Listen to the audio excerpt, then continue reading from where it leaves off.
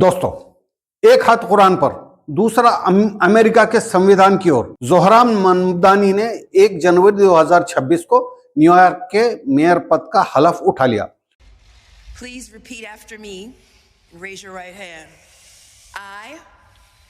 I, Zohran Kwame Mamdani, Zohran Kwame Mamdani, do solemnly swear that I will support the Constitution of the United States, that I will support the Constitution of the United States, the Constitution of the State of New York, the Constitution of the State of New York, and the Charter of the City of New York, and the Charter of the City of New York, and that I will faithfully discharge the duties of the office of the Mayor of the City of New York, according to the best of my ability.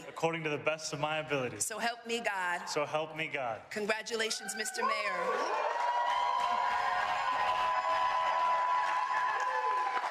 उनका यह हलफ सिर्फ एक पद को ग्रहण करना नहीं था, बल्कि वो एक मानवीय संदेश था। पूरे शहर के लिए उनकी हुकूमत आम आदमी के लिए काम करेगी, ये वो संदेश था।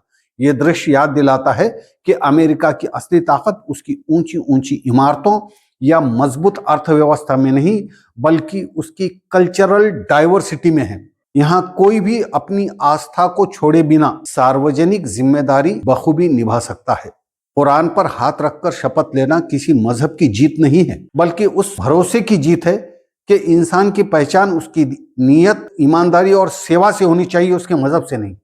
जब अमेरिका के किसी बच्चे को यह तस्वीर नजर आएगी भविष्य में, तो उसे यह एहसास होगा कि उसकी भाषा, उसका धर्म, उसका नाम कभी भी उसकी उड़ान को रोक नहीं सकती। ये पल उन तमाम दिलों के लिए उम्मीद की किरण है जो अब भी डर और नफरत के साए में जी रहे हैं या हाशिया पर पड़े हुए हैं। डाइवर्सिटी कोई समझौता नहीं, बल्कि इंसानियत का उत्सव होता है। और जब सत्ता इंसानियत की अहमियत को समझने वाले के हाथ आती है, तो लोकतंत्र सच में सांस लेने लगता है। मेरे इस तजिए पर जरूर सोचिएगा। अपना ख्याल रखिएगा। खुदा हाफिज। قال رب اشرح لي صدري ويسر لي أمري واحلل عقدة من لساني يفقه قولي